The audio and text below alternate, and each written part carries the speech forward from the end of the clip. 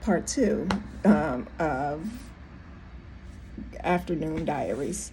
As I was saying, that was a huge shift and turning point in my life because of the relationship I shared with my mother. Her not only being my mother, but being my confidant, being my spiritual confidant, my spiritual consultant, spiritual mother, as well as my physical mother, being my guide, my psychologist, my therapist, just being my friend, my best friend. For many people who know me, if you saw me, you saw my mother. A lot of times, if you saw my mother, you saw me along with my sister. That's just how close we were. They would call us triplets. And I was like, no, that's my mom. But our relationship was just that close, and I really, one, miss her, and I've been missing her a lot. But I'm really grateful as well for the relationship that I had with my mother, and that we built throughout the years, to the very end of me being her caretaker, taking care of her up until her last breath. So once again, was sitting here reflecting on the last 3 years from the time my mom passed away to how my life has just really shifted, from going back to work. Had been on a job for 19 and a half, 20 years, went on a sabbatical for about 3 to 4 years, and then went back to work after that 4-year term. There was a reason. I think it was also to be able to take care of my mom during that time, which I'm so grateful I was able to do. But when I went back to work 3 years ago, this month, it was a challenge, in a new industry, kind of along the same work that I've done, but in a new department of government, which was so totally different than what I had ever done. And so it was a challenge having to go back to a full-time job. You go from not working, having a flexible schedule, doing what you want to do, to now you have to be on a disciplined schedule. You're not working 40 hours a week, but you're working however many hours a week just to catch on to this new position. And went through some challenges during the first couple of years of that job. Not saying that it was easy, or that it was hard, but went through some challenges. But my God, I made it.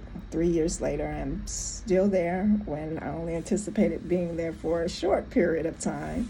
But God said different, and He extended my time there beyond what I wanted in that moment. But through the 3 years, there has come growth. There has come stability. There has come maturity in some areas, and rediscovering.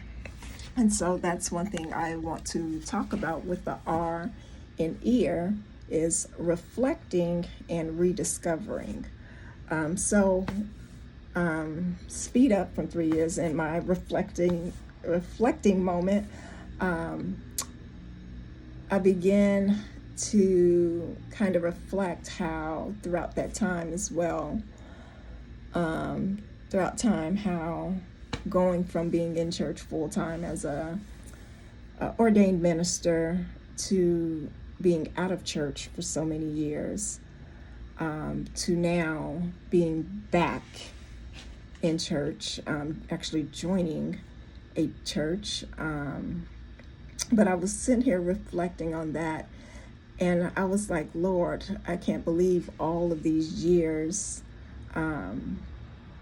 I've been spiritually homeless. And at first I was like, Selena, why did you use homeless? And it's like, well, think about it. Somebody who's homeless, they don't have a permanent home, a permanent residency in which they go to. They don't have a solid residency. And I begin to look at it in two ways.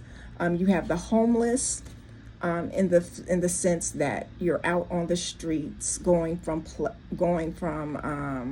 just out on the streets, no shelter, no covering, no nothing. And then you have people who are homeless, but who go from place to place, and they call it couch surfing.